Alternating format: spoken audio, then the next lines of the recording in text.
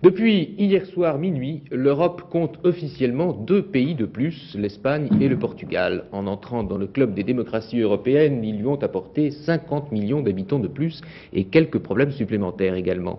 À dire vrai, le Portugal, lui, n'en pose guère, mais l'arrivée de l'Espagne, en revanche, continue de susciter beaucoup de polémiques, et surtout en France. Cela dit, du côté espagnol, tout le monde n'applaudit pas non plus. L'adhésion est importante sur le plan politique, mais les industriels espagnols, par exemple, craignent la concurrence en ouvrant leurs frontières. Claude Guénaud. Il y a 10 ans, cette plaine du sud de l'Andalousie, entre Sierra et Méditerranée, servait de décor de cinéma pour les westerns. Aujourd'hui, grâce à l'irrigation, c'est un véritable océan de 9000 hectares de serres. On y fait 2 récoltes et demie de tomates par an. C'est cette Espagne-là qui fait peur aux producteurs français de fruits et légumes. Ils craignent de ne pouvoir résister à cette concurrence venue du sud. Car l'Espagne, en plus du soleil, c'est aussi des coûts de production très bas, en raison d'une main-d'œuvre bon marché. Et maintenant, avec son adhésion, l'Espagne va surmonter son principal handicap, celui des barrières douanières qui vont progressivement disparaître. Des avantages, nous allons en avoir, car nous ne serons plus obligés de payer d'importants droits de douane comme à présent. Nous ne serons pas sujets à des contingentements pour certains produits, comme les tomates et les concombres. Et nous ne serons pas soumis à des montants compensatoires d'entrée qui sont répercutés fortement sur les producteurs de cette région. Le dossier des fruits et légumes est avec celui du vin le plus épineux.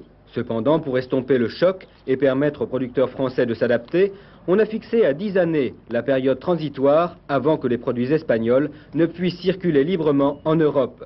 Mais de l'autre côté des Pyrénées, on a aussi des inquiétudes, en particulier chez les éleveurs et les céréaliers. La communauté peut poser des problèmes énormes à l'agriculture espagnole dans les domaines des produits continentaux, surtout dans les domaines laitiers, dans les domaines de la viande et dans les domaines des céréales. Donc nous sommes tout à fait déficitaires. L'Espagne est déficitaire dans la production de lait. La France il a des excédents terribles. Je pense donc que là il y a 2 points complémentaires que la France va sortir gagnante. Et également les céréales. Les céréales aussi. L'Espagne il est déficitaire, il importe beaucoup de céréales. Donc c'est un marché potentiel très important. Si dans le domaine agricole, l'Espagne a globalement beaucoup à gagner, côté industrie, les avantages sont moins nets. Jusqu'alors, les entreprises espagnoles vivaient à l'abri de droits de douane très élevés. La fin de ce protectionnisme sera très dure pour beaucoup de secteurs industriels espagnols peu performants, tandis que le chômage, qui est le plus élevé d'Europe, risque encore d'augmenter. L'Espagne a obtenu des délais raisonnables pour éviter des drames dans l'industrie. Néanmoins, il est à craindre que certains secteurs espagnols vont souffrir beaucoup les premières années. Dans les domaines industriels, nous les Espagnols, nous devrons faire un effort énorme, étant donné que nous sommes beaucoup moins compétitifs que la moyenne des États membres actuels de la communauté. Pour rattraper son retard, l'Espagne va donc devoir accélérer la modernisation de son industrie.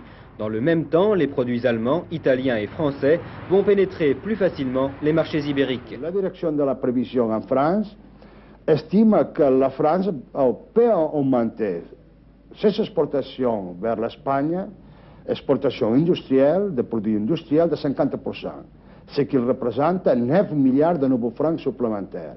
Finalement, pour l'Espagne, son adhésion au marché commun représente un pari dans lequel elle a peut-être plus à perdre qu'à gagner. Mais c'est pour elle très important sur le plan politique. Elle s'intègre ainsi dans le cercle des démocraties européennes. Il lui faudra cependant attendre encore 10 années la fin d'une période de transition pour être membre à part entière de l'Europe.